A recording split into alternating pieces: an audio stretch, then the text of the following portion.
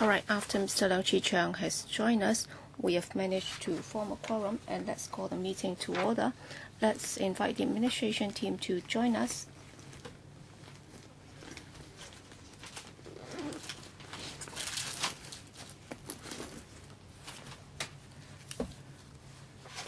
This is the meeting of the Bills Committee on Electoral Legislation Miscellaneous Amendment Bill 2014. Item 1, meeting with the administration. With us today from the administration are Undersecretary for Constitutional and Mainland Affairs, Mr. Lau Kong Wah, Ms. Helen Chung, Principal Assistant Secretary for Constitutional and Mainland Affairs, Ms. Carmen Kong, Assistant Secretary for the Bureau, and Mr. Henry Keung, Assistant Secretary for the Bureau, Mr. Lee Pak Hong, Chief Electoral Officer, Registration and Electoral Office, Mr. Sham Nam Hong Long, Deputy Chief Electoral Officer, Operations, Registration and Electoral Office, Mr. Gilbert Mo, Deputy Law Draftsman from the DFJ, and Mr. Henry Chan, Acting Senior Government Counsel for the DFJ. Altogether, 8 officials are here.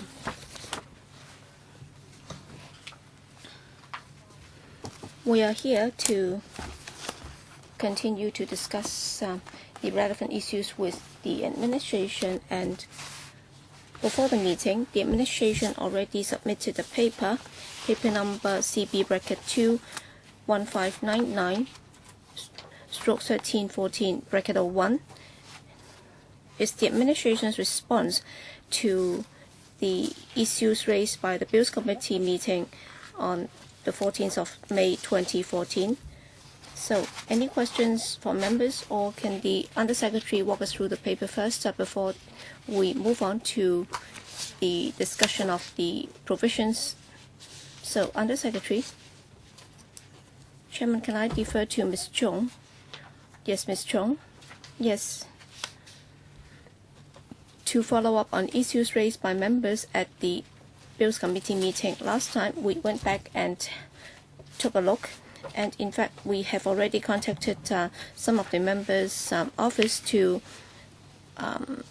get hold of more details of those cases. But then mainly at the last meeting, 2 issues were raised.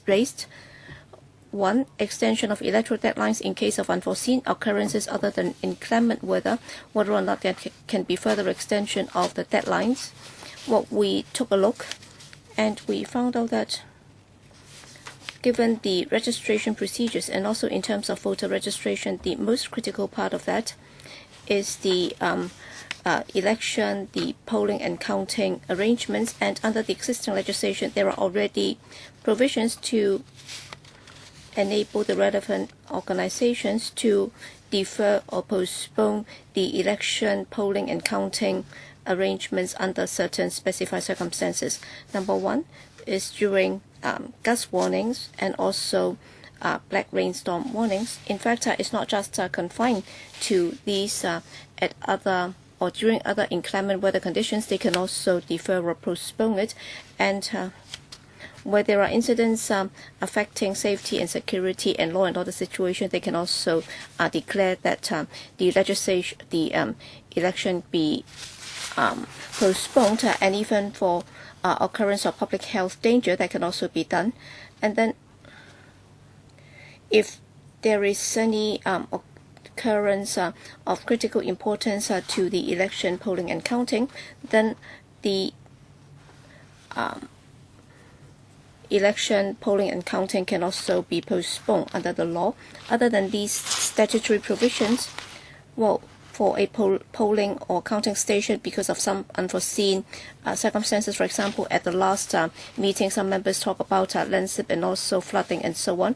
Well, we also have some reserve polling stations to cater for contingencies in case the polling station cannot be used due to unforeseen circumstances. So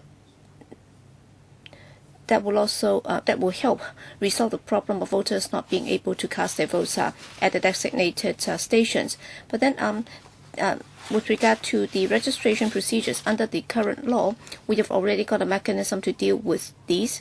For example, if a voter or if an individual has failed to have his voter registration accepted. For example, last time some members said that there might be some unforeseen circumstances resulting in his not being able to submit his voter registration application before the deadline. And if under those circumstances he has failed to submit his application in time, then there is also an appeal mechanism in place for him to lodge an appeal, and then there will be a designated revising officer who will be looking into that, and he'll be arranging a hearing and determine each case on its merits based on the evidence and submissions by the claimant and also the ERO. And the successful claimants will also be included in the relevant FR to be published later in the year. So with regard to the election polling and counting of arrangement and also the voter registration, we have already got provisions in place to deal with the situation.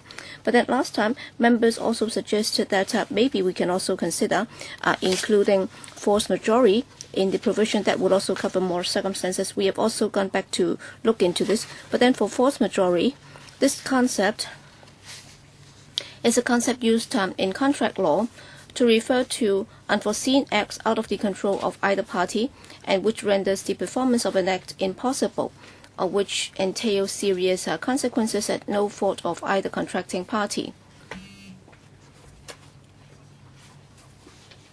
Given the imprecise, broad and potentially boundless scope of force majeure, introducing this concept into electoral legislation will give rise to considerable uncertainty and potential controversy in the application by electoral authorities. And I'm sure members will agree that clarity and certainty would also be very important to our electoral or election system. And we believe that this mechanism should be predictable, objective and clear, that would inspire more confidence in the public. That's why we have also reviewed the existing legislation with regard to relevant provisions, including the interpretation and general clauses ordinance, and also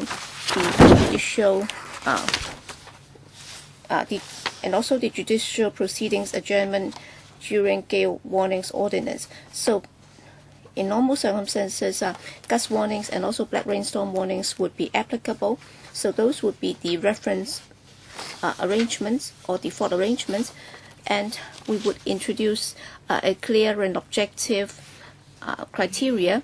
For example, where there is a gale warning or a black rainstorm warning, then that would also apply to extending the time period for certain arrangement.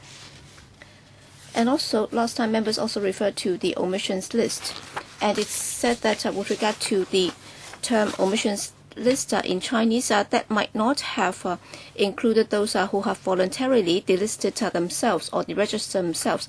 In fact, I'd like to say that under the omissions list, we are actually referring to those who have names listed on the final register, but then in the next final register, they're going to have their names removed. In fact, the final register is the responsibility of the election registration officer, and therefore, with regard to the OL, the omissions list, there is no distinction between, or there is no distinction on the reasons for which the electors will be omitted. And under the existing legislation, the omissions list would also cover two types of persons. One, the ERO has grounds to believe that he's no longer qualified and therefore he's disqualified. And the other type is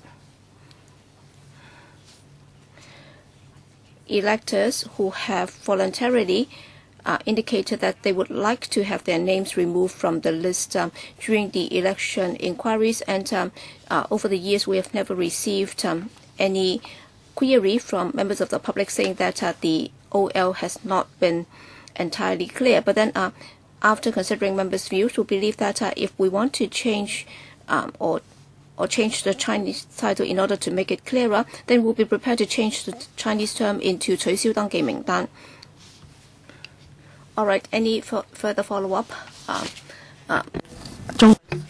Mr. Leung, thank you, Ms. Zhang, for explaining to us I'd like to ask you whether you've considered overseas frustration. What's the overseas understanding of this term? Anyone who suddenly don't know how to apply this term, and it has also has a lot of precedents or case law that suggests what it means, what the term means. But if your narrowness, if your definition is so narrow, as proposed now, so maybe there are people who actually create this scenario to undermine their opponents. If we don't allow for any accessibility, then would it be unfair to some candidates? If you want to link it up with nature, then you might want to write it down in the law. So that's something I want to follow up on. Could you make reference to overseas practices? Is it that overseas adopt a similarly narrow definition? Are there any reference materials you can provide to us? Ms. Chung? To answer this question from another perspective, we did look at overseas arrangements for example, delaying elections. And in the UK, for example, and Europe, they consider even fewer factors than what we will take into account. So we will consider 3 major factors.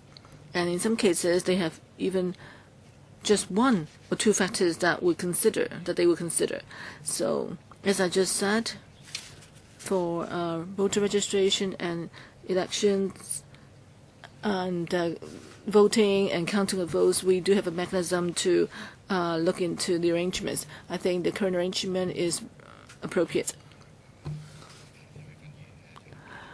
Mr. Lau Kongwa, Under Secretary, I understand Ms. Leung's concern. Say you might think that there may be factors that prevent someone to cast a vote, but election, to be fair, you need to, of course, look at the whole event from the perspective of various candidates. You do have to have an objective approach. If you allow for too much flexibility and consider too many unknown factors, then that could yield unfairness.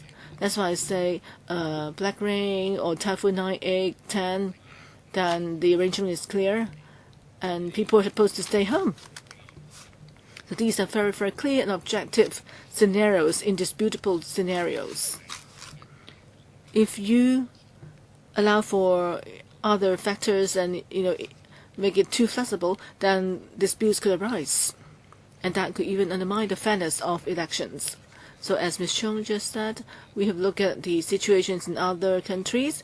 In the past, we did have some criteria, and I know at the panel stage, a black rainstorm, number 8, 9, 10 are factors that we have incorporated. But for other unknown factors, I don't think it is appropriate to incorporate them. Okay, Ms. Chung. Just then you mentioned that there is one situation or scenario that can be dealt with now. Can you give me an example? What sort of situation you're referring to that can be handled under the current arrangement?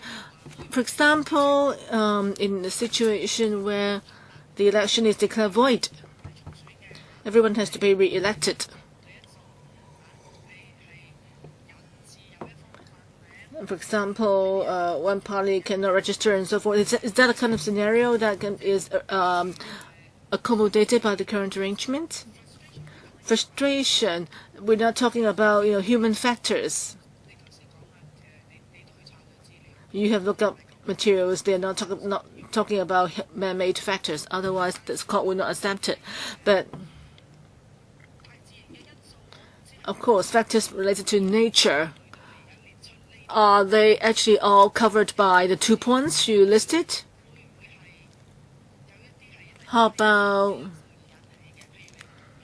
other factors that may be caused by nature as well? And could you give me some concrete examples, Ms. Chung?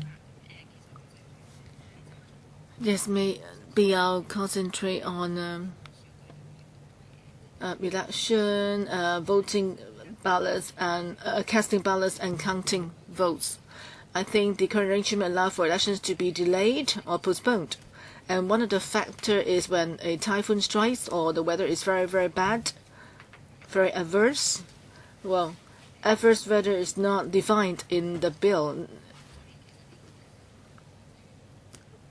So, and I think adverse weather is quite a broad definition already. And another factor is the event that can actually affect public safety. So, it could be events caused by nature, some kind of natural disasters or happenings that prevent electors from going out to vote. So that's covered. Okay, follow-up question. Okay, next round, please. Next one. Well, I welcome the government's change of omissions list to the registration list. I think this clarifies things a bit, but part of the actually list have omissions initiated by the government, and there are also a list on which the voters deregister themselves. So I think you can make it even clearer which names are omitted by the government and which names are deregistered voluntarily. If we can have that differentiation, that would make it even clearer. Undersecretary, I understand Mr. Chung's point about clarity. But now, we put them all together and lump them all under deregistration. The purpose of doing that is to make the list available. As for on what reasons these names are omitted or deregistered, we don't want to mention them. Let me give you an example. Even, say, for the omitted list currently, we wouldn't let even now, under the current arrangement, we wouldn't let people know why someone's name is on the omission list. So similarly, in the future, we don't want to put on the list the reasons, and we don't see any need for that. Mr. Chung? I understand the government thinks that it may not be proper to cite all reasons, but now I think maybe you could, under the registration list, you can add two categories. One is mentioning that these people are omitted and the other are deregistered voluntarily. That's all. I mean, I think it would be clearer to have such distinction on the list. That's all. Okay, Mr. Chung reiterated his request, so maybe the government can look into this. It's not really a matter of principle. You are trying to create two subcategories as suggested. Next one, Mr. Yu. Okay, on the omissions list, just then you said that the government would omit some names because of some reasons, and then the other list is the category on the list is the registered names, and some electors may ask that their names be restored, or the name have been unfairly omitted. So is it that would you deal with them, those omitted, and those how about those who have complained about the omission? Would you have a mechanism to deal with these cases of omissions?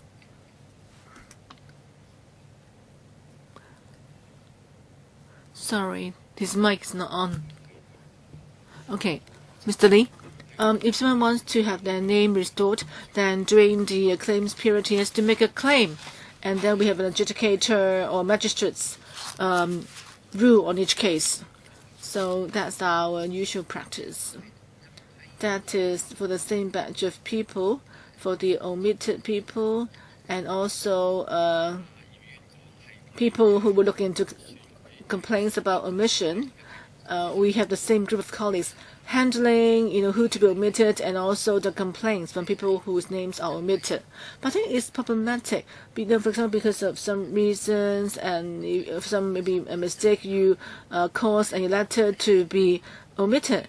And once that person complains, because it's the same people handling this sort of cases, and if the complainant wants the government to give an explanation, then I think it's not good to have the same people dealing with the complaint, colleagues dealing with the complaint. So I think you have to have two batches of people dealing with omitting names and then looking into complaints of omissions. Otherwise, people may think that you may be bureaucratic or not having a fair investigation. Chairman, it's not that it's not up to the electoral office to decide who would make the claims. Once they or look into the claims, once they've received claims, we will hand over the claims to the magistrates. So for all claims, we are obliged to refer them to the magistrates, and it's up to the magistrate to listen to the information provided or the case of the claimant before making a judgment. But whether you accept a case, would your colleagues decide on whether to accept a claim? No. For all claims submitted, we must, in accordance with the law, refer them to the magistrates for a ruling. So we can't say. So you don't think there's any loophole? That is, for example, a person calls to make a claim against omission, and you ask them to write in a letter. Would you actually pick on particular claims and blocking their assets to having their claim looked into? Would someone whose name was omitted have to come up with all sorts of reasons and justifications to make sure that his claim is looked into? I'm just wondering whether during the process of making a claim there could be actually obstacles. I know that my name was omitted, and if I know that there's a different batch of people who will look into my claim, then he will feel more assured. So we're talking about protection, guarantee of protection. I think the current arrangement seems that the protection for potential claimants, is not adequate. I think this issue has no direct link with the bill, but I think we'll look into the concern raised by Mr. Yu. Let me reiterate that for all claims submitted, anyone whose name was omitted and he was dissatisfied with his omission, he has the right to make a claim, and all claims will be handled by magistrates. But we can review whether during the process of making a claim, whether we can create a particular procedure so that a different group of people would handle claims. We can look into the process now again. Okay, Sid Ho. Thank you, Chairman. I'd just like to confirm some of your procedures. Last time we talked about the black rainstorm warning. This is a new warning, unlike gale winds, before. So now we know that once the warning is on, all activities will be under gale wind. All activities would be stopped, and all activities would be stopped for more than 2-3 hours. But for rainstorm, black rainstorm, all activities may be suspended for only 2-3 hours. So, and also last time we talked about the process for submitting notices. I find from the paper that you talk about voting and also counting votes. Fine, where about when the time comes for voting? That's what I'm most concerned with, because for counting votes, even when the black rainstorm is on, the Royal Observatory or the Observatory has that could decide that the counting could be held as scheduled at the spot, because it's something happening indoors. But for voting, it's different matter. I can see in the paper that you will follow the practice of CAP 1, IGCO, and also the judicial proceedings adjournment during gale warnings ordinance, in order to compensate for the time lost because of inclement weather. But then I'd like the administration to be more specific about this. Let's say supposedly if it's scheduled to end at 3 p.m. So if it's to be postponed, will it be postponed to 3 p.m. the next day? So I hope that that can be spelled out more clearly in the paper. And also you said that that would be adjourned until resumed on the next day, which is not a public holiday after the warning ceases to have effect. Let's say if it's to be held on Sunday, does that mean that the voting will take place on Monday? If that's the case, then that might be problematic because Sunday is a holiday. Everybody does not have to go to work. But then on a Monday, then this voter might not be able to cast his vote because he has to go to work. So do we have to consider the arrangement in order to ensure that what I just said will not happen? Under Secretary, that might be easier if we can have a separate discussion on this. And we are here trying to respond to issues raised by members at the last meeting, and we try to focus on default arrangements during inclement weather, but then for voting, counting, and so on, later on, we will have a more focused discussion on that. I think the arrangements would be somewhat different, and in terms of the importance to be given to the subject, that might be somewhat different.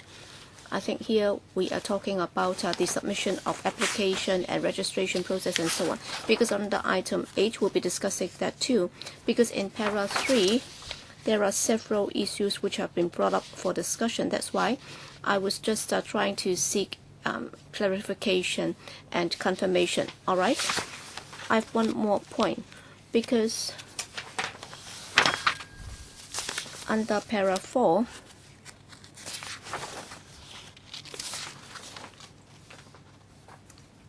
you said that the successful applicants for registration will be included in the final register to be published later in the year. But then in the omissions list, well, many housewives and residents might not be bothered to take a look. So when will they find out that they have been omitted or excluded? Well, when the candidates start to run for election, and then they will try to look at the publications to find out where they're going to cast their votes, and then by then they'll find out, and then what of us would usually receive complaints as to why their names do not appear on a particular register. All right, I don't want to name names, but then assuming that, well, in the process of submitting their application or in the notice to exclude certain names from the list, probably there might have been a confusion as to the addresses and so on, and as a result the voters' registration might have been deleted. But then when they start to receive election materials, then they'll file complaints, but then those cannot be dealt with. Is that right?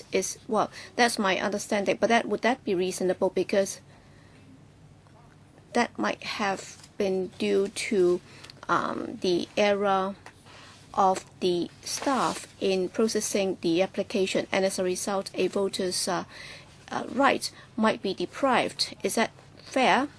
Well, I dare not say that it has happened, but then I can assume that it might have happened before, because according to what I've gathered. So would there be a mechanism to deal with such a situation? Because indeed, if the assumption that I just referred to was right, so that is a possibility. There might have been a typo. So would that be fair? Because if you use the mistyped address, then of course the voter would never receive that letter. But then he might have cast his vote on previous elections. So all of a sudden he no longer receives any such notification, and if his name is deleted, would that be fair? Well, that might not have been desirable. But then in the process of voter registration and voter casting their vote, on the one hand, we have to protect the rights of the voters, and on the other, we also have to ensure that the entire process is highly transparent. And when it comes to voting, after the FR is published, well, the law would no longer allow us to revise it that is to ensure that the candidates will know who their voters are, and then they'll be able to carry out their election campaign targeting their voters. And under the existing electoral legislation, we do have provisions saying that within each cycle, we will publish the provisional register, and even during the cycle, by just making a phone call, you'll be able to find out if your name has been included in the register. And therefore, there is an established procedure. All right, if an error is detected, then a claim can be made so that the revising officer can restore your name on the register. And of course, the claim period, well, as we have said at several panel meetings, well, there are only 2 weeks to go, and it's not adequate. That's why we are revising or amending the law so that that can be extended to 25 days in order to ensure that for the claim period, the impartiality and the opportunity given to the voter to make claims would be somewhat longer. So it's a balancing act. And also under our procedures, when a voter makes an application for voter registration, or if he proposes to change the particulars of his voter registration, after that's done, we will issue a notice. But then for whatever reason, if that notice is bounced back to the ERO, then we will have suspicion, and then we will carry out a verification in order to find out if the address is correct. How come the letter has been bounced back to the ERO? So basically that procedure is to ensure that the registration will be correct and there will not be any mistakes. But then despite all that, well, sometimes for whatever reason, the address, well, the voter might have put in some erroneous particulars, or sometimes it might have been a typo by our staff. But then when we issue the notice, it might have gone into a wrong address, and it might not be bounced back. And if it's the fault of the voter, and if he fails to check the provisional register, and if he fails to make a claim, then in the end, his name might not appear on the FR, and in the end, he might not be able to cast his vote. Well, my question is very simple. All right, if it's found out that is indeed a typo, a mistake made by the staff of the ERO, then can something be done to remedy the situation? All right, my time is up, so I'll follow up later. Mr. Paul Chair, well, we emphasize that for election is a basic right of the residents, and second, we should adopt a more relaxed approach in order to ensure that all voters will be able to exercise their right in the election, instead of just using some technicality or harsh provisions to restrict their right to cast their votes. The reason why you have attached so much importance to the voter registration, that's because of the constituency and the boundary of that, and in particular if it's the DC election, is even more important because of the small boundary. But then for electoral elections, it's no longer that meaningful, and therefore I'd like you to explain a bit further a more important concept, because all along I've been saying that so long as you have an ID card, you should be able to cast your vote. But then you are rather reluctant to consider that. But then I think for people moving around, it's very easy, and therefore after several years, all the shops might have been relocated elsewhere and so on. And therefore, even if he has not taken the initiative to update his address, and as a result, his address registration might not have been entirely accurate, but then at least he should have been able to exercise his right as a voter. Well, he might not have updated his particulars, but then it's about exercising his right.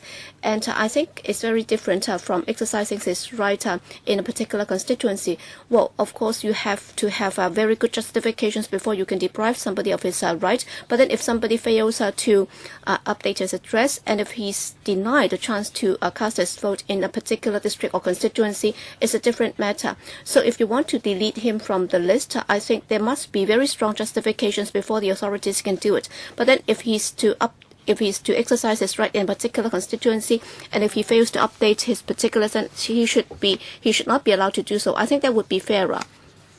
Second, in the long run, you should try your best. We're moving into an electronic age.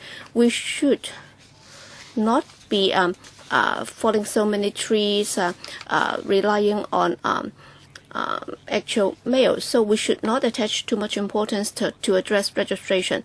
And thirdly, I've been asking this question in the past. You talk about the claim mechanism for updating of particulars, but then for every year or every cycle, on average, how many people have to make use of this mechanism to make claims and have been successfully restored to the voter register?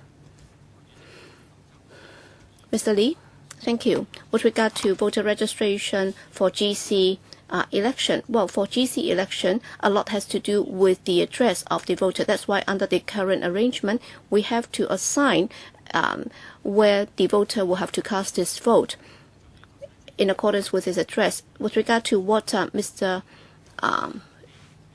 Chair just said, all right, if the voter's address is at A, and if he moves to address B, and if he fails to inform the ERO, and if the ERO does not know about this, then in the next election, when he is to cast his vote, in fact, he can always go back to A. So the current law allows him to go back to A to cast his vote without breaking the law. But then the thing is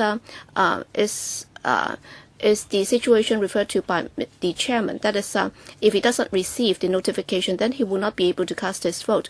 Well, that's probably because address A is no longer accurate, and therefore we will have to make an inquiry, and then we will try to contact him by phone.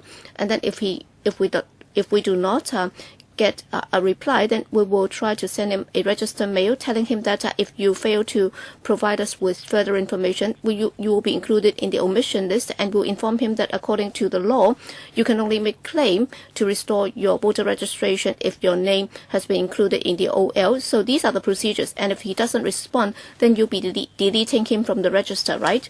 Yes, under the current law, after we have completed that procedure, if we are not able to locate the voter, and if we know very well that address A is no longer accurate, then under the circumstances we are not able to include him in the next eval, and what arises is that he will not be able to cast his vote in the next election. So I understand, but then these people should be allowed to cast their votes even if they have failed to update the address with the ERO. So he will not be able to cast his vote in that particular constituency. But then as a voter, he should still be qualified to cast his vote. It's a balancing act. Yes, I was also suggesting this as a balancing act. But if we know full well that he is not living or staying in this address, then if we still allow him to cast his vote, then would that be fair? But then participation in an election is a different matter. Well, if we're talking about a GC election, then ultimately it has a lot to do with his address, because the voter is living in that constituency, and then he has the right to put forth his comment in that constituency, and therefore that's the arrangement that has been put in place and the rationale behind this. I'd like to know how many people during the past 3 years or during the past couple of years who have made claims and successfully have their names restored. Well, I don't have the information with me, but then for every year the number of claims will be somewhat different. But then according to my recollection, in 2012 there were about 70 to 80 voters who have made claims in response to the PR, and then in the end it was the revising officer making the adjustment or adjudication. All right, anybody asking in the first round? If not, then second round, I'll continue with my earlier question. I think you've not answered my question earlier, because assuming that it's the fault of your staff, all right, there's a typo in the address. Instead of flat C, it might have been typed flat D. So whatever means you try, you still will not be able to reach him by registered mail or whatever. So if he is not aware of that, then there is no chance that he would be aware of this, because out of 3 million voters right now, so how many people would bother to check your PR when it's published? I don't think many will do that, unless there might be factors affecting the individual voters. So if they think that they cannot be bothered, all right, they just assume that everything would be all right. So how can you deprive them of their voting right? Because we're talking about the legislation. So can the law provide them with a second chance, so that if they find out afterwards, in fact, they could always check it with the ERO. You can see their voting pattern, because you do have records about a voter's voting pattern. Or after you have mistyped the address, if that should arise, then this is a very simple situation. Then the responsibility would fall squarely on the ERO or the ERO staff. This is a clear responsibility. How can you deprive a voter of his right, and how can you say that this has nothing to do with the ERO? You cannot just say that, all right, we have the law in place and there is no such provision for him to have his name restored. So I'm asking this. So can there be a simple procedure to restore his name in the FR if it's confirmed that is the fault of the ERO staff? So can you consider this, Mr. Lee? Well, we will consider this to see if there is any room for us to adjust it. But then I'd just like to reiterate that this is just to ensure the transparency of the FR.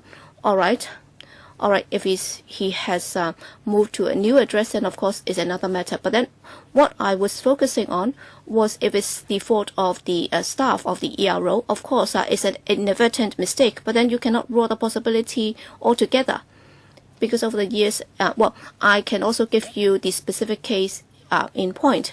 But then in the past, this voter has cast his votes, and he was completely not aware of this, but then fortunately he managed to pick it up from the rubbish bin, and then address flat C becomes flat D.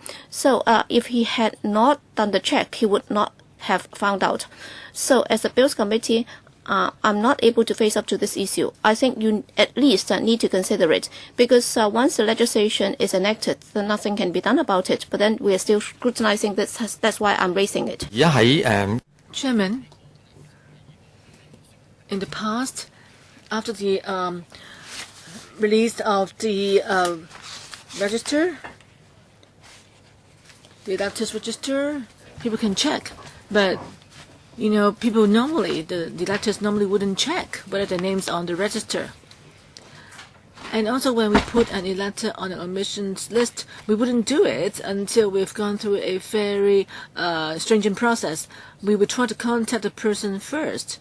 Only when we could not actually contact the elector would we put his name on the omissions list. But then the elector concerned is just not aware.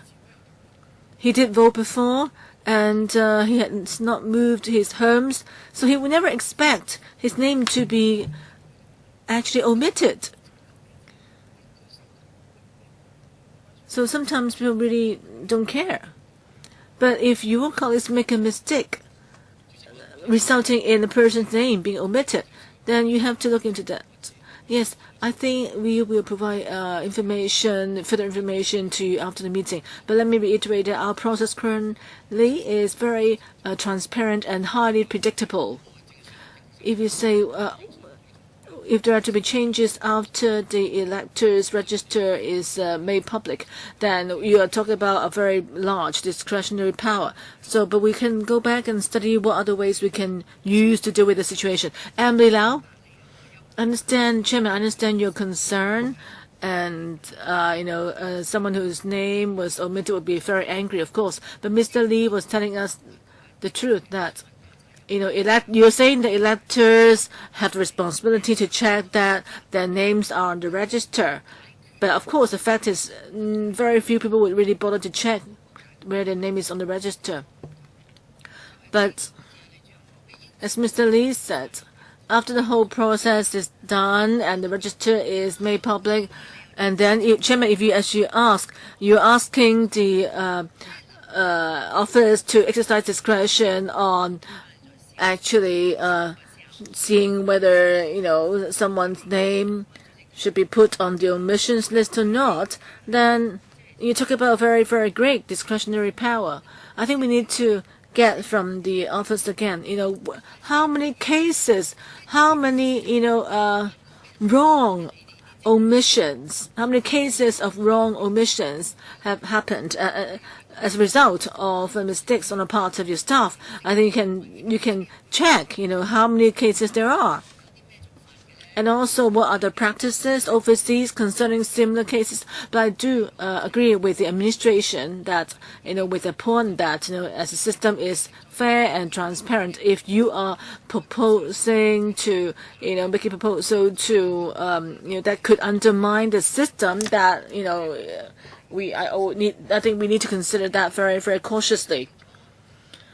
Whether I'm sure. The REO, if you have the information, of course, then you can tell us right now. But I think after a due process is done, we need to be careful whether to make any changes afterwards. I don't quite understand. Sometime, how come there are some votes were planted last time, and I have an issue with your, with the electoral office. That how come you would actually there's this scenario that some people voted with wrong address. So many people voted with wrong addresses in the last elections, and actually the office was not aware of it. Well, I'm talking about electors' right to vote. Their names being taken off because of mistake by the officers. So I think we should not let that happen at all. I'm not talking about, special power, or I don't consider, plugging a loophole, having the power to plug a loophole amounts to giving the office special power. Well, Chairman, because the administration said that your proposal could actually threaten the existing system, because after the whole register is completed, and then you ask that some officers have the power to overturn what's on the register. Well, Chairman, can you let me finish, please? I think the office should actually look at overseas experiences. I know that the chairman was saying that sometimes there could be mistakes made by the staff in the electoral office. So if someone was wrongly taken out of the register, then what can we do? Please look at the practices overseas and let us know later. But we need to be very cautious in handling the system for voter registration. We must do it very carefully. Any supplement from Mr. Lee?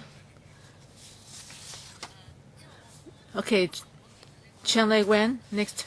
Well, I think for overseas, the system concern is pretty simple. For example, as I know in Australia, often people can vote as long as they have the ID cards. It's an honor system. But now, I think some people may have moved and they did not change their address, or they could not be contacted with, and that's why the names are taken out of the register. I think that's unfair to some voters, these voters concerned. And they're also, concerned that, the voters, some potential voters, when they rent a premises or buy a premises, they would wonder whether they need to check how many people have registered in this new address before, so as to avoid the situation that maybe many people may have registered at the same address over the years. That in the past few years, many people leave Hong Kong for a short time to live in mainland cities or work overseas for some time, and they may have forgotten to make the change, and that can result in a lot of misunderstandings. Like Miss Emily Lau mentioned, she has all sorts of actually speculations and thinkings as well, and I hope that the same thing wouldn't happen again. But we have to consider whether it's right to deprive people of their voting rights.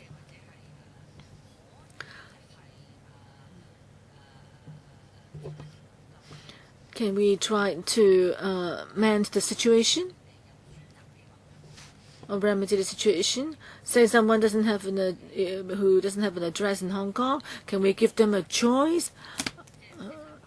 For example, to register using his father or sister's address. You can register in advance. So I think we can consider, those, alternative arrangements. Mr. Lee, any response? Yes, noted members' views, and under the current law, there are two address-related requirements. First is that the potential electors needs to provide the address where he normally stays in, and also the potential elector should always spend most of his time in Hong Kong. So if a person has left Hong Kong, then why has he left Hong Kong? Is he always back? What are the reasons of his leaving Hong Kong? So those are all factors we need to consider. And under the current law, the provisions are very clear. People with a required, certain period of residence in Hong Kong is something required under common law.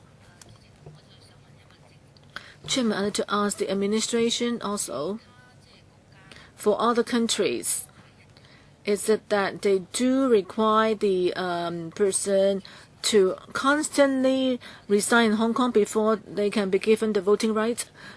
Because I think someone can, on the same day or in advance,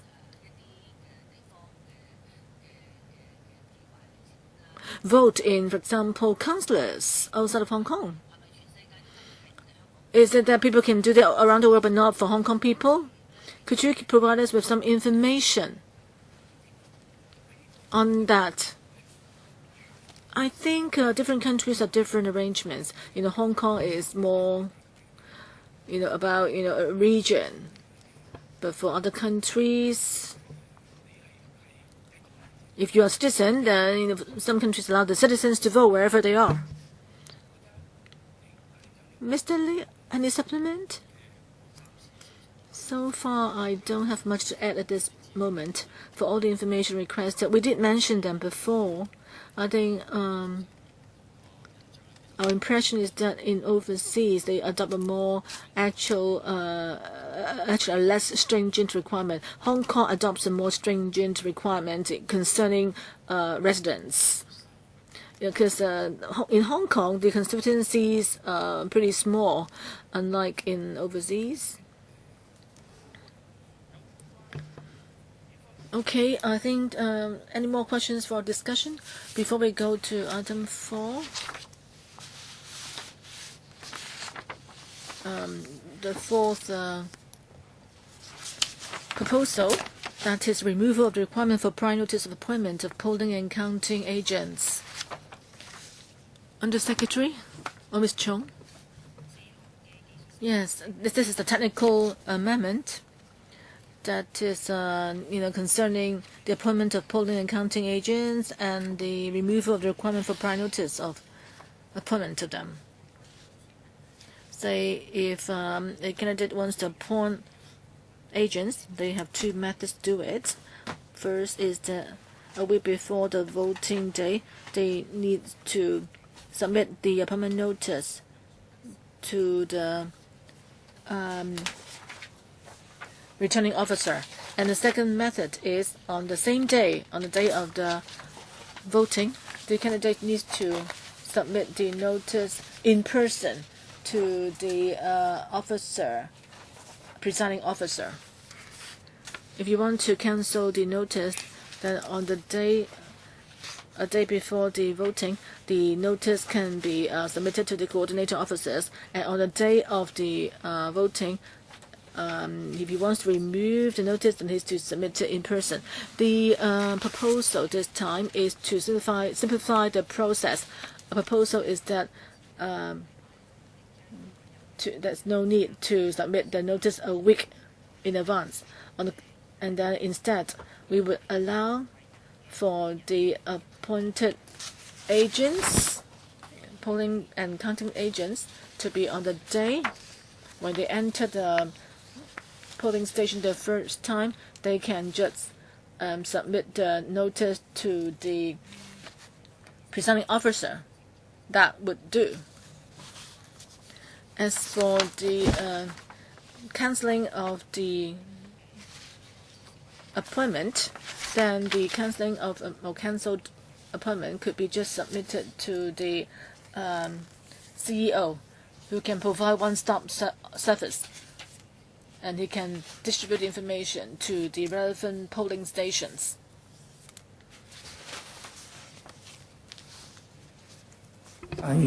Sit Ho.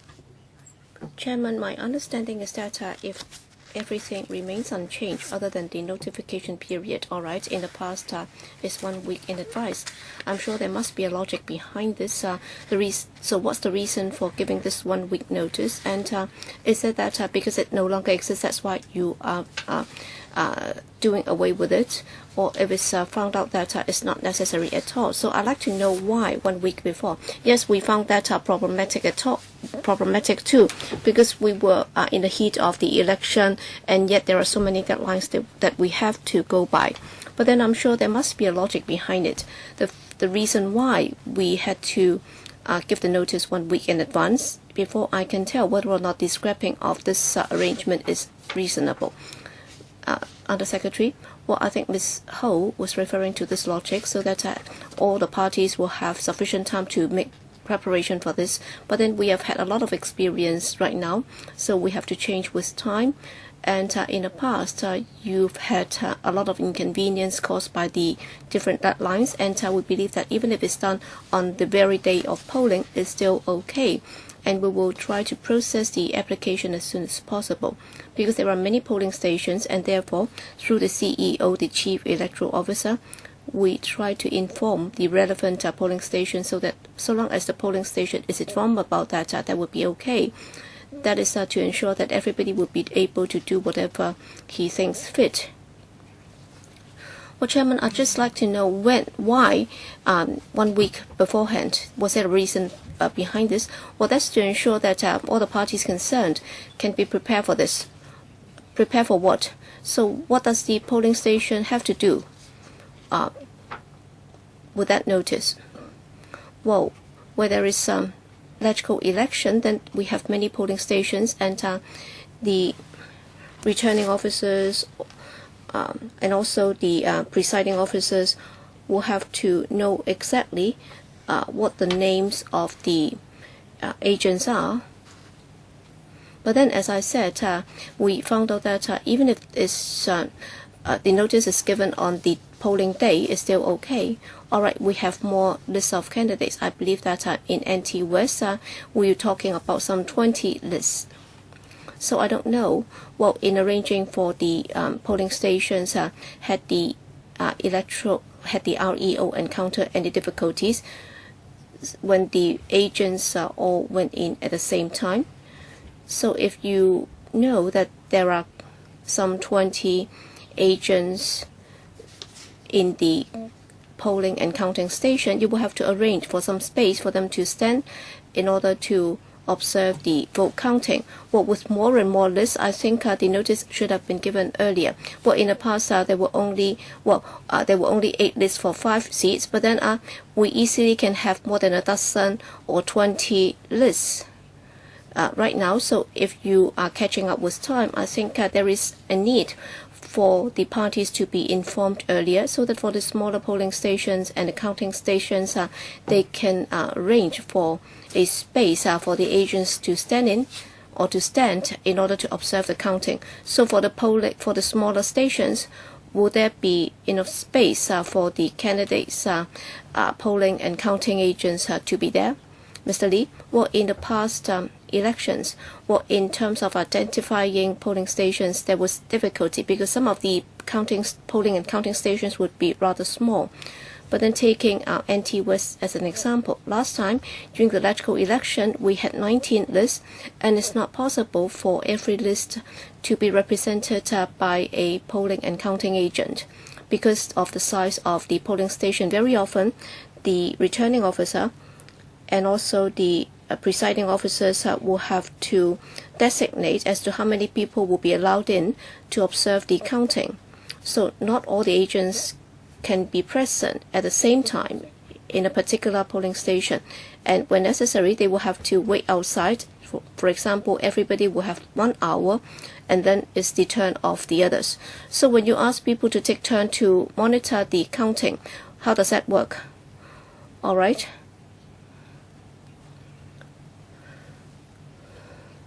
let's say if you had known it 1 week in advance, then does that mean that you will inform him that you can only come in at a particular time? Or is it when the counting starts and when somebody walks in, and then the presiding officers will decide how many people will be allowed in at any one time? So is it like parking? So you can only be there for 2 hours and then you will have to leave. So can you be more specific about that?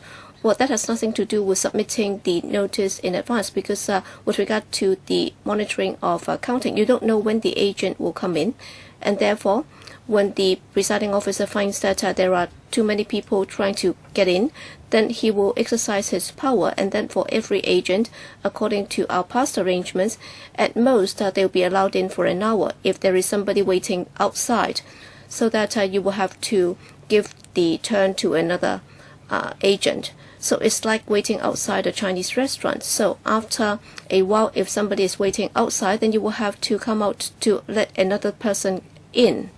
Ms. Sito, a very short follow-up. All right, with regard to the waiting queue, so are you looking at the list as a unit, or are you looking at the candidate as a unit? Because in a particular list, they can appoint more than one agent to go into a counting station, right? Well, for the time being, we use the list as the unit. And Chiang, thank you, Chairman. I don't know why you have to change the 1 week notice to notice on the polling day. As far as I'm concerned,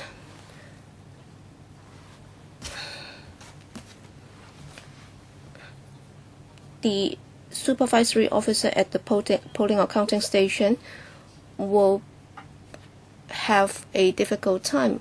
All right, if you have the agents list given to him in advance, all right, he knows full well who's representing whom.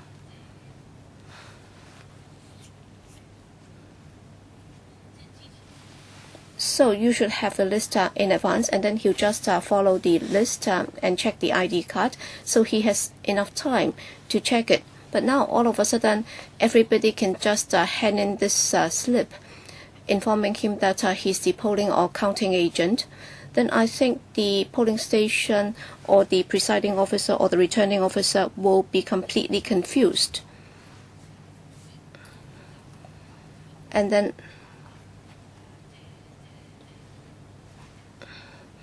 if all of a sudden a big guy comes in, and then another cam gets another masculine guy to come in, then what will happen? So I don't know. I don't understand the reasoning or the rationale behind this. Well, in the past, with regard to the 7-day notice, the thinking back then was that the chief electoral officer, after receiving a list, he'll make an arrangement, or he'll come up with a list and then give it to the individual polling officer, because the presiding officers will be getting the votes or the ballot boxes from the main station, and then he'll supervise the checking or the counting. But then for the polling or counting agents, they will have to be present at the polling or counting station. They will have to present their ID card in order to verify their status as the polling or counting agent before they will be allowed in. So for all the verification work, that will be done at the polling or counting station instead of the REO. And then, as the Undersecretary said, the candidate can appoint the polling and counting agent on the day of polling. So under the present arrangement, is already allowed. And then looking at past experience in terms of the operation of the counting or polling or counting station, it's rare for what Ms. Sito said to happen. In fact, at present, most of the time they don't have to queue up at all before they can get in, and therefore after reviewing the arrangement, that will not give rise to any pressure or stress on the presiding officer at the counting or polling station. So the revised arrangement is to facilitate the candidates. We conducted the review before the introduction of the amendment, whether or not that would increase the workload of the presiding officer. We believe that no, that would not increase the workload, because for the returning officer and also the presiding officer. Yes, every time he will have to check the identity of the agent, but then that would not add to the stress or workload of the returning officer or the presiding officer. Well, I'm not sure. But then for DC election altogether, how many agents will be allowed? So it's about the polling or counting agent. How many, is there a maximum number to be allowed in? I'm sure there must be such a provision, right? Under the existing legislation, well, for electoral election and DC election, at every polling station, for every candidate or for every list, they can only appoint 2 agents to observe the counting of the votes. If that is the practice, then at any one time, can I appoint a different person to go in, so long as the maximum number is fixed at 2? Yes, you can also change the agents under the current system. Yes. In other words, if this agent is not available, then I can always appoint another person to get in, so long as I comply with all the requirements. So you will have to revoke the appointment before you appoint a new one. Well, Mr. Alan Leung, my understanding is this. Under the current system, if you have submitted the name of the counting agent to the presiding and returning officer, then the candidate does not have to appear in person at the polling station to appoint the counting agent, right? No. So I would have thought that if you go there on the polling day, of course that can be done, but then you will have to be there personally. So the candidate will have to be present personally before he can appoint a new agent, right? Yes, Mr. Alan Leung is correct. Under the current arrangement, either you submit the notice in advance, either by email or by post, and then we will just collect the information and pass it on to the presiding officer. And if the candidate chooses to appoint the agent on the polling day, then he will have to bring with him the notice to the polling station. Who will have to be there? The candidate. The candidate will have to go there personally. So, Mr. Chairman, my understanding is correct then. So, if my understanding is correct, then for the purpose of the candidate, would you be causing undue stress on them? For example, in Kowloon East, there are a few dozen polling stations, and if I have to do the appointment on the polling day, then I will have to go to all the polling stations before I can do it. So for the 7-day rule, it can still apply, right? I can submit the list before the polling day instead of having me going around the polling stations in order to make the appointments. Is that right? Well, I'd like to clarify this. Under the present law, well, for 7 days in advance, through whatever means, you can submit the list to the chief electoral officer. You do not have to do it in person. But then on the polling day, you will have to go to the polling station in person. But then in the future, that will not be necessary. So long as the agent appointed can bring with him the notice and also the documentary proof of his identity, so long as he can go to the polling station and submit it to the presiding officer, is okay. That's also the crux of my concern. All right, if candidate A intends to cause confusion or mess up the election campaign of candidate B, all right, he may get X, Y, and Z, bringing with them a paper, and then they'll just go to the polling station to claim that I am the counting agent of candidate B, but then that's in the absence of B. B is not present. So for the presiding officer, will that cause a lot of problem? Because at the split of a second, all right, polling takes place in the morning from 7:30 a.m. to 10:30 p.m. And if the presiding officer had to spend a lot of time to deal with these people who are there to create trouble, or these are troublemakers, then would that be a problem for him? Well, yes, we have considered that. Well, basically, if it's advance appointment or appointment on the day, well, the verification will have to take place at the polling station. So for the counting agent, whether or not he has brought with him the appointment letter, or is a list given to the presiding officer in advance, well, what you described just now could happen. That is, somebody was ulterior motive, might have brought with them a false appointment letter, is not from the candidate. At present, even if it's done 1 week in advance, I will still not be able to do the checking work in advance, because they can also send us by email or by post or in person. We will not check it beforehand, because there are so many polling stations. It's not possible for us to do the checking work or verification work beforehand. So we can only rely on the polling station doing the verification work on the polling day. And also in the appointment letter, we have all the information about the agent being appointed, and if that should happen, we have every evidence to follow up on this. So that's submission of false information is a very serious offense. Yes, it's a criminal offense. Yes, you can put him in jail afterwards, and he should be in jail, right? But then, if you lost,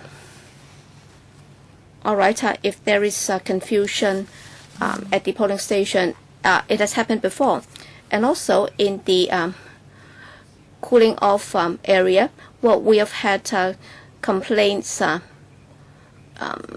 the time.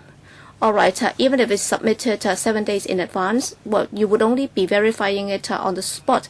Yes, that might be the case, but then if the candidates are very concerned about this, they can also go to the REO to check and find out how many people have submitted this notice of appointment of agents. And if they have not submitted them themselves, then of course they would be aware of that. Then at least they have 7 days to get prepared for that. So what I'd like to say is that, well, for people with actual experience at the polling station, they would not have dealt with what I just said lightly. All right, you can arrest people, you can put them in jail, but then they have already caused the trouble, they have already caused the destruction. So what happens? Are you going to get the petition, and then the court will have to notify the election, and then you will have to do the election again? Yes, Chairman, we are concerned with Mr. Liang's concern. Now we're talking about the appointment of monitoring agent, and once this agent enters a polling station, he has to comply with all the rules inside. And he actually can only monitor the casting of votes in a designated zone. If he causes chaos in a station or disrupts the process, we have the right to ask him to leave. So these agents are required to comply with all the rules within a station. Emily Lau. Yes, I know what you're talking about.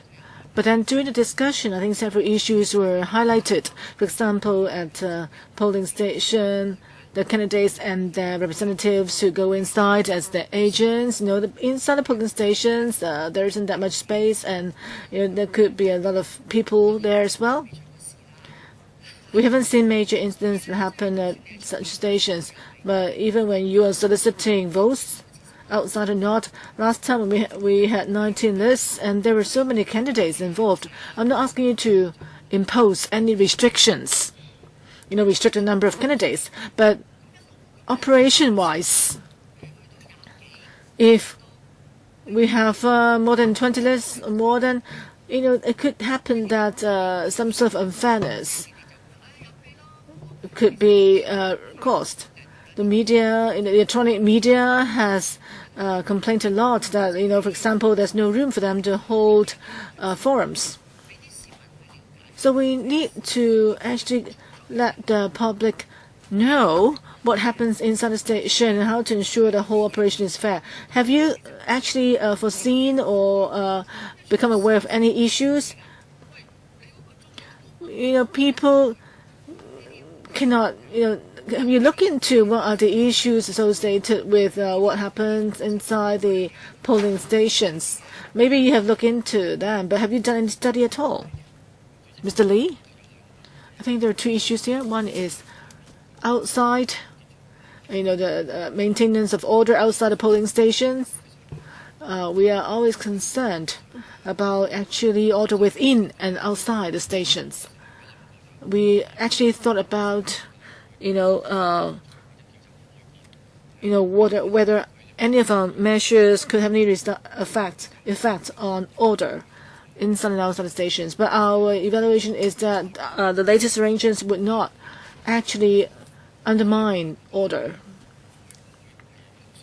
As for if we have more candidates, then some candidates may not be able to get their agents go inside the station to monitor the casting of ballots, then this actually comes down to the issue of identifying the right polling station.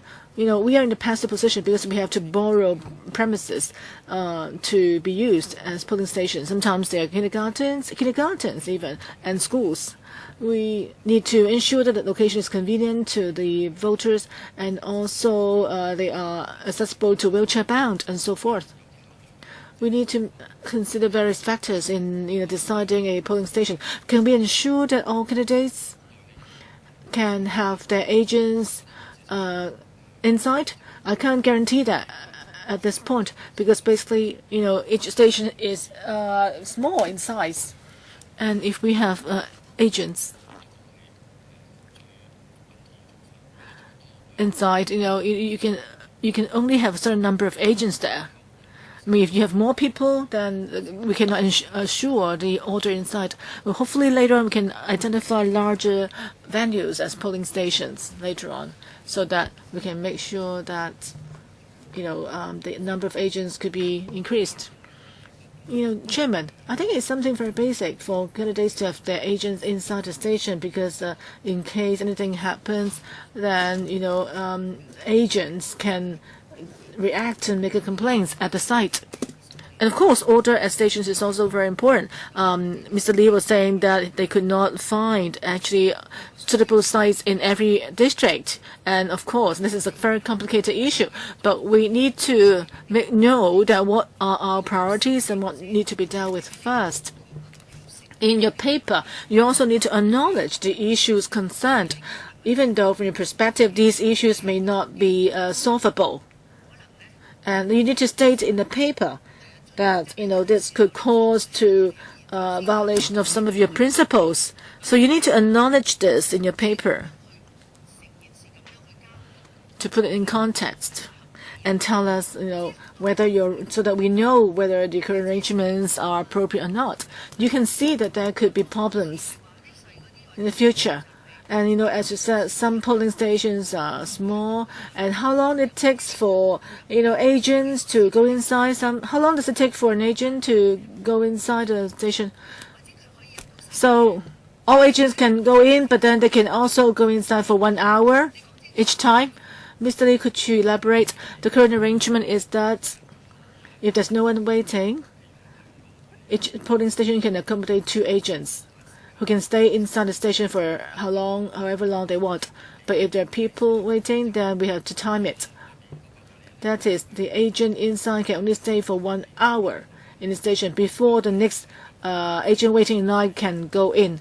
So this is to ensure that even though the size of the station is small, but this can ensure that each candidate can have their agent sent in to monitor the polling. Well, if you have 18, 19, that means if you are to allow agents a chance to get in, that means an agent can only go in once. So the worst scenario is the agent can also be inside for 1 hour. Mr. Lee, I think it really depends on the situation, but based on my past experience and electoral experience, often agents don't need to wait to get inside because not all candidates appoints agents to every polling station. Say, if all candidates have their agents at each station, then the time that the agent could be inside could be limited. But this rarely happens. Chairman, the fact is some agents may not want to or afford to get agents delivered to all polling stations. But even for me, in my case, I think to us, we do have faith in your implementation, the office's implementation of the election process. In some countries, even the ballot boxes could be replaced.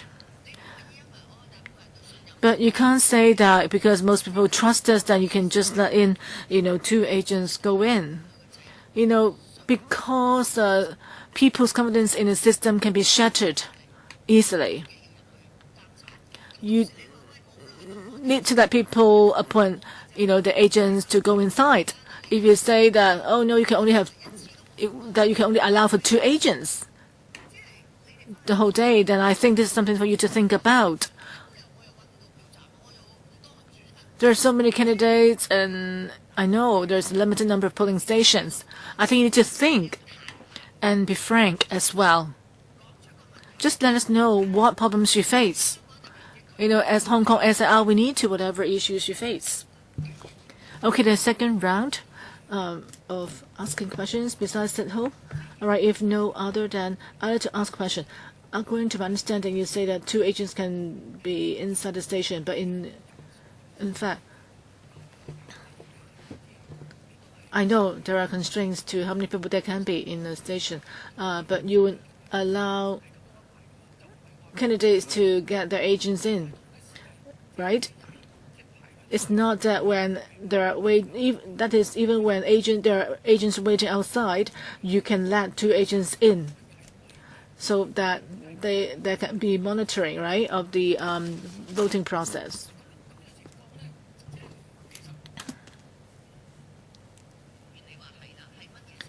Mr. Lee, could you clarify what we just said?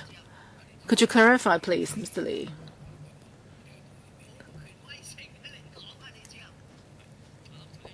I think just the chairman was saying that for each list, for each candidate, he's entitled to appoint 2 agents. If there are people queuing outside, then we would arrange for the agents to take turn to go inside the station.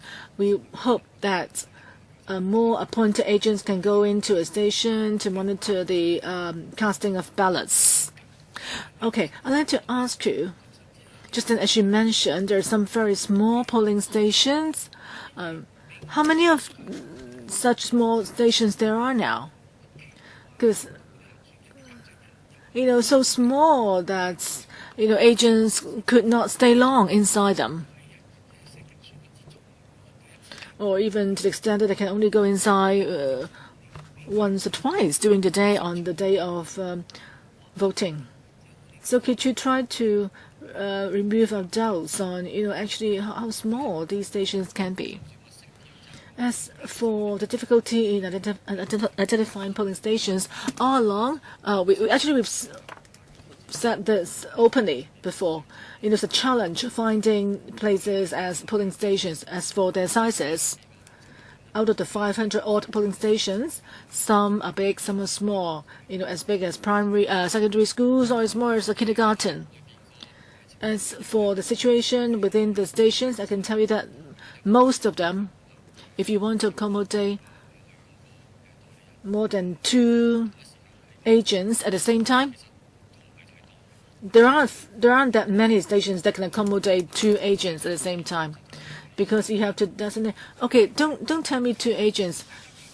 Say if there are 19 candidates, do you think that there can be 19 agents inside? Well, I don't think we can allow for all agents to be in the station at the same time. Whether we can allow for 19, I don't think none of the polling stations can accommodate 19 agents at the same time.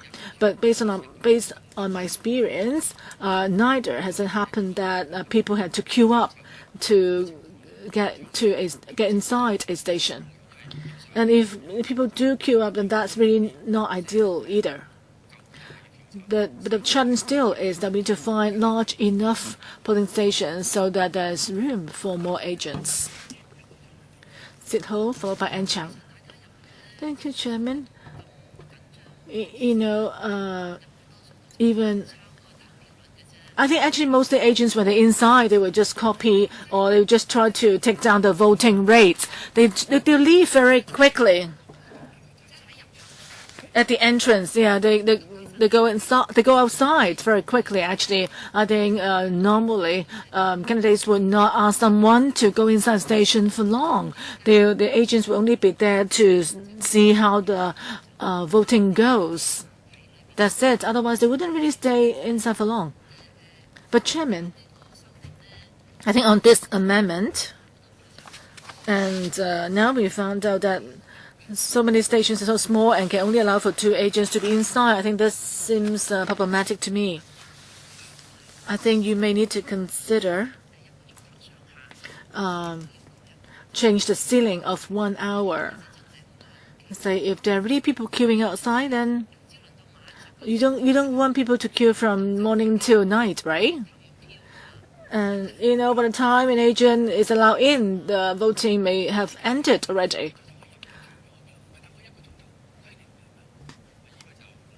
Okay, what's the requirement now? I think there's no legal requirement on how long the agents can stay inside.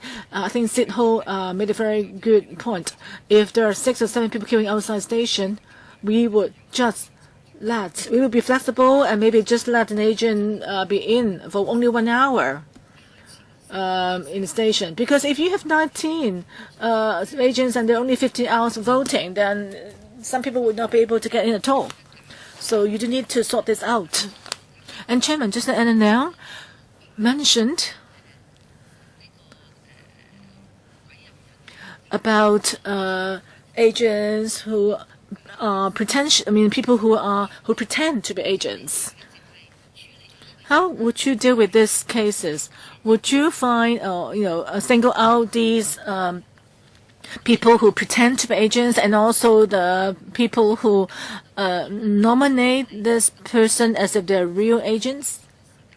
But there are lots of activities will happen on the day of voting. But how would you resolve this kind of situation? I think if anyone who breaks the law, who engages in behavior that violates the law on the day of voting, we would deal with them according to the law.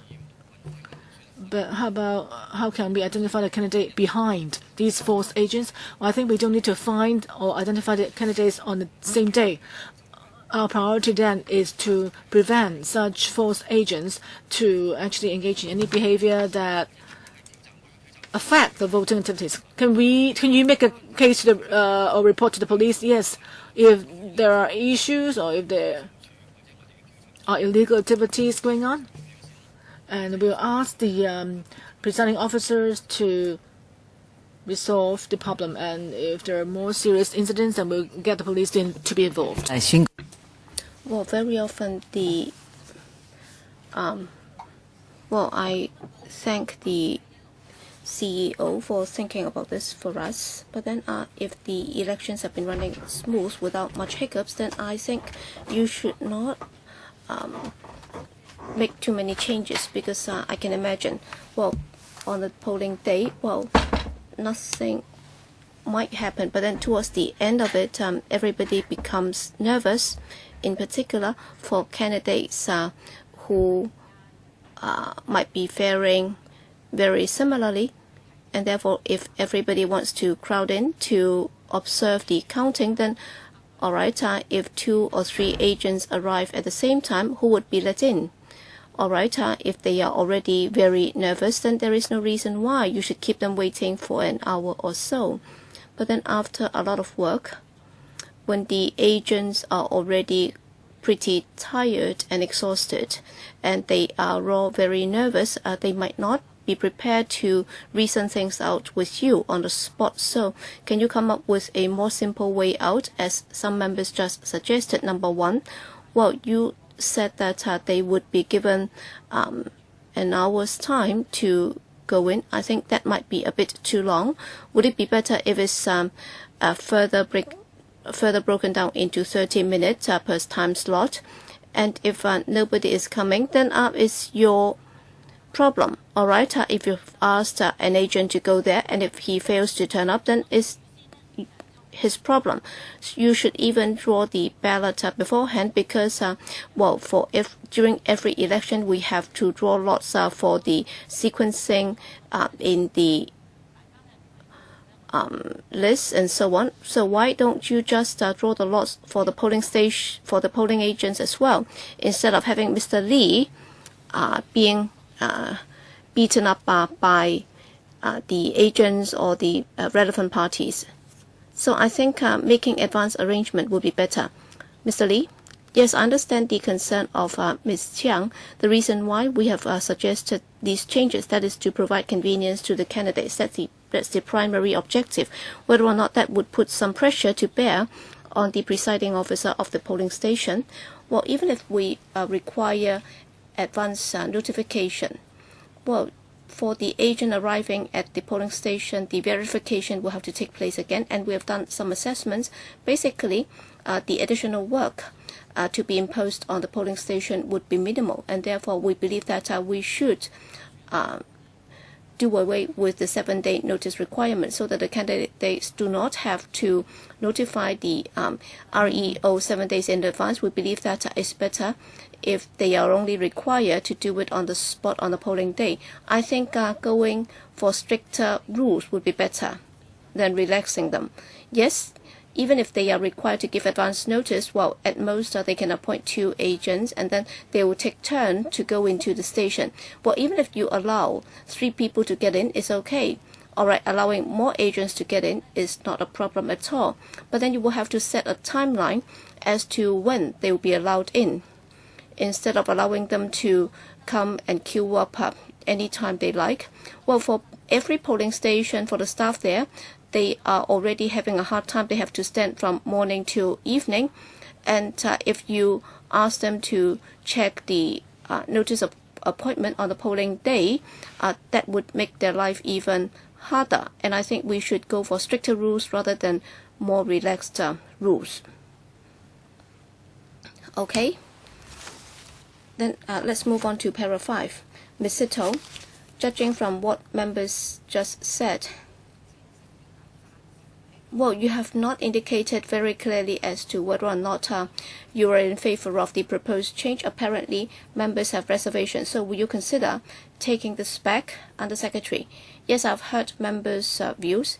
Indeed, we have done that in order to provide greater convenience to the candidates. But then, if members have looked at data from the actual circumstances, and if you think that maintaining the status quo is okay, so maybe you are already used to giving the notice 1 week in advance.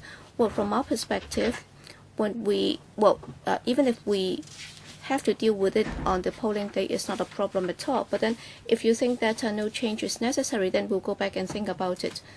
So we'd like to gauge the views of different members and different political parties before we go back and think about it.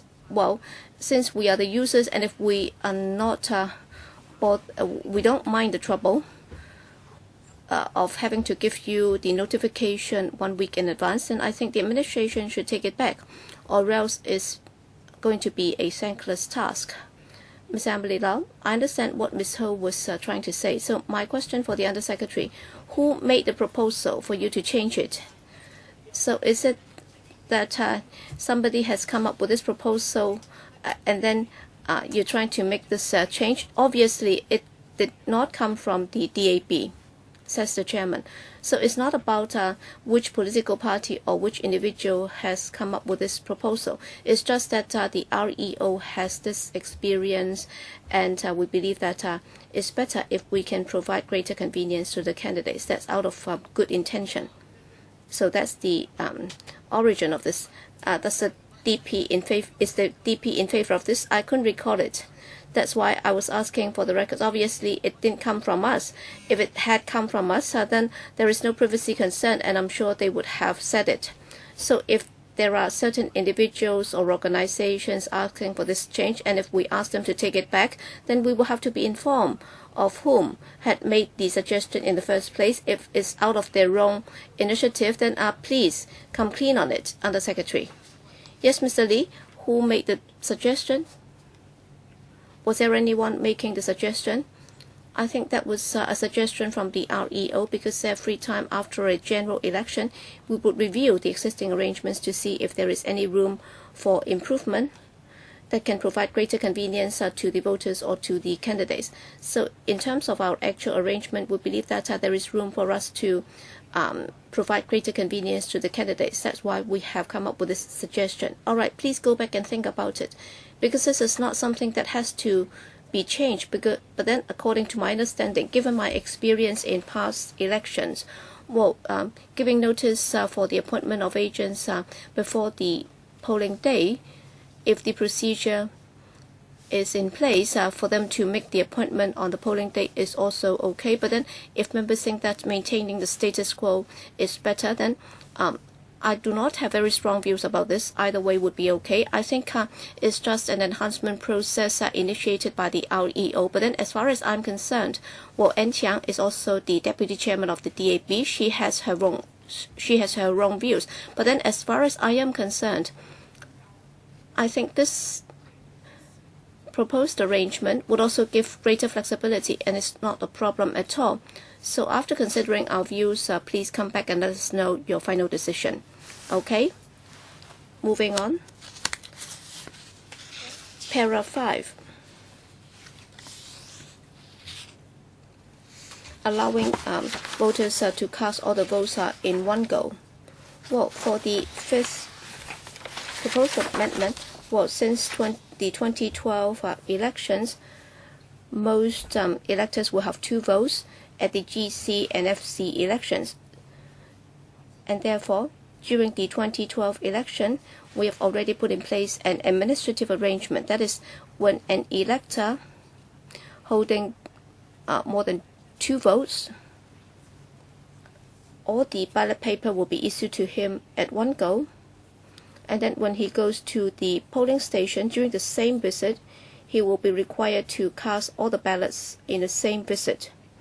And the purpose of this arrangement is to ensure good order in the polling station, and also to ensure that there will be smooth operation in the different constituencies. And given the experience, we propose that that be stipulated in law to make it clearer. All right, anything that members would like to clarify? All right, that's the practice in 2012, according to my understanding. Is that right? So in 2012, was there any particular polling station that would have to deal with a situation whereby the voter will have to go to a separate polling station to cast his vote? What about those representing corporate votes? Well, for electoral election, all the voters went to the same polling station and cast all his votes in the same visit of the polling station. Priscilla Leung, I'd like to supplement my view on this after listening to the discussion just now. Well, I think maintaining the status quo on the polling and counting agent, I think no change is better than any change, because if there is no prior notification, what if people try to stir up trouble at the polling station? And if there is a requirement for advance notice, then at least there can be some preparation for that. So I think going for a stricter requirement would be better. And also, when the polling station makes arrangement for that, in some cases you might need to have more security guards and so on. I think that would be better. We have already moved on to point 5, but then your view is on an earlier item. Well, continuing with point 5, please. Yes, any comment? Yes, Ms. Chiang. Thank you, Chairman. I think casting the ballots in one go would be better, so that you don't have to go to different polling stations to cast your votes. But then I remember there was, well, the ballot paper is a very thick one. It's almost like a carton paper. So, well, that has nothing to do with casting all the votes at one time. But then in designing the ballot paper, you don't have to have such a big piece of paper, and it doesn't have to be like a carton paper. So I think it's good to allow the voter to cast all his votes at one time in the same polling station. Well, there is a chance when we will discuss the design of the ballot paper, because all these will be included in the schedule or in subsidiary legislation when an election is held. Mr. Lee, let me explain. For GC election, or DCFC2, the ballot paper will be larger. There are two reasons. Number one, we have the list system, and therefore all the candidates on the list will have to be listed out. And second, we also have the particulars of the candidates. We have the photos and also the parties that he belonged to, and also the logo of the party. All these will take up some space. That's why during the last two elections, the size of the ballot paper would be somewhat larger. So in terms of the actual operation, undeniably, that's a bit cumbersome. But then we have to ensure that on the ballot paper there is sufficient room or space to show all the particulars of the candidates. Yes, Ms. Emily Lau. Chairman, I agree with the principle, but then according to the paper, you said that, well, other than what is required for under the law, except for special circumstances. What are those special circumstances? Mr. Lee, there are two scenarios covered by law now. First is after getting the voting paper, the elector, because of certain reason, he could not vote immediately. He needs to leave and vote later. If he tells the reason to the presiding officer, and if and the officer can allow that. We've never seen such a scenario, but this is, we're talking about very, very special circumstance that allows the elector to vote later. And that scenario is after getting the ballot paper, the elector gets sick and cannot vote. And when we did the law drafting, it was written that if such situation happened, the elector will be allowed to leave and come back. But these are two exceptional circumstances. Emily Lau. But under what circumstances would, after you've got a ballot paper and yet you can't vote, and the person is allowed to leave and go back later? But what are the reasons? What can possibly cause that to happen? This sounds a bit strange to me. Why would you allow for such exceptions? Chairman, this is really, really a very, very special case. We're talking about really extreme circumstance. According to my memory, such thing never happened. But I can't say that there's absolutely no chance of this happening, because electors, after they got the voting ballots, could have fainted. But that's one possibility. Someone get fainted after getting a ballot paper. So yeah, but now you just made it clear that people can cast all votes at the same time. So I think we discussed that, that provision before, and we thought that could be allowed. Okay, there's no other further questions, then let's go to 6, rationalization of counting procedures at main counting stations. Yes, this is a technical amendment.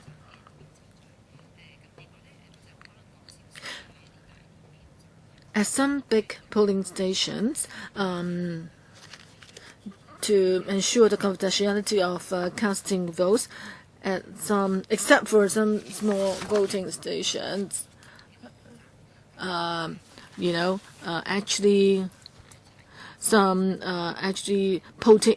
of votes actually happens at stations where votes from other stations are also sent there. So once we have counted the votes, of course, we'll know how many votes have been cast for candidates, and then we would actually verify the votes cast. The amendment this time is following a review. We found that the current provisions do not really align closely with the current practice. Actually, because we want to make sure that the PRO of the MCs must mix the ballot papers received from SBS, small polling stations, and other polling stations, district polling stations, with the ballot papers in at least one of the ballot boxes at the MC's polling stations when counting the votes at the MCS. So actually, the amendment is intended to enable the PRO of the MCs to start the vote counting process as early as practicable, without waiting for the arrival of all the ballot boxes from small polling stations and district polling stations. Okay, any members have questions? Now it's 10:20. We need to adjourn the meeting at 10:30. If there are more questions, we'll leave the discussion till next time. How many members have got questions? How many? 2? Okay, if there are 2 members with questions, then I think we can discuss them now. Okay, Sit-Ho. I know that counting votes and also checking, verifying the number of ballot papers distributed, it's very important. But we need to, of course, make sure that the numbers tally. Even before even when there was a difference of 1 or 2 ballot papers, the whole counting process was delayed. And results of the election could not be announced till the morning after. Now that with the amendment, I'd like to ask, in verifying the number of ballot papers issued and the collection of ballot papers, if there are still discrepancies and candidates felt that there could be fraud, then is it that all the counting or the voting at big and small polling stations would be suspended? Mr. Lee, I think the arrangement now is that the amendment is that even for big polling stations to receive ballots from small polling stations, we need, after we've opened the ballot box from small or other polling stations, we need to count the number of ballots first. And for the bigger stations, they would finish the counting first and see whether the number of votes tally with the number of ballot papers issued at the big stations. But this amendment actually removes the need to deal with the verifying twice. But in actual practice, is it that for small polling stations, you would check their returned ballots? And for small polling stations, if it's found that there are discrepancies, then would you mix the counting of ballots received from small polling stations and larger polling stations? So you would look at the overall figures, and this will help you see that where the discrepancy lies, and you'll be able to find where the discrepancy lies if there are discrepancies. But would you activate the counting process? According to the law, once we've activated the counting at small polling stations, if we found that the ballot numbers and the vote counts do not tally, then we would write down the discrepancy in the verifying process and let the candidates know. According to the law, we also need to continue with the counting and we can't actually suspend the counting process. In any circumstance, the ballot papers from the ballot boxes need to be counted first to decide the results of the election. If there are discrepancies in the ballot race and if candidates found that there are problems, then the candidates can threaten or make a claim against the election results if they found that there are discrepancies. Okay, Mr. Chung, I think with technology nowadays, I don't see why the Hong Kong SAR government adopt such a backward approach in counting votes. For example, in Taiwan, they receive more than 10 million votes, and yet they got the results a few hours later. I was just talking to Yu Si-wing earlier. He got hundreds of votes, and I got thousands of votes, and I had to wait 13 hours to know the result. I think this is really too outdated, the approach to counting votes. Well, how come we can't use electronic means instead? Mr. Lee, I think for electronic means, we do have constant review. I think Chung Kok-pun was referring to the functional constituency counting of votes for district or the geographical constituency vote counting operated by the EAC, we do have an electronic system in place to count votes. For functional constituency votes, we also study whether we could have a similar electronic counting system, but we found difficulties in the operation because for all functional constituency votes, the ballot papers need to be sent to a central station for counting. Because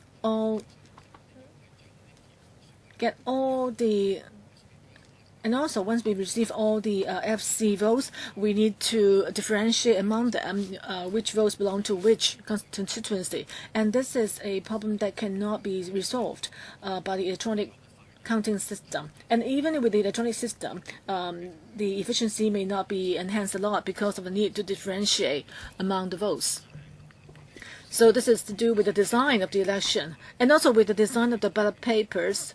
If the ballot papers are of different sizes, then that also could make electronic counting difficult. But we'll continue to explore the options, possible options. I think for Chairman, for electronic counting, I think now we have only about 30 seats for FC.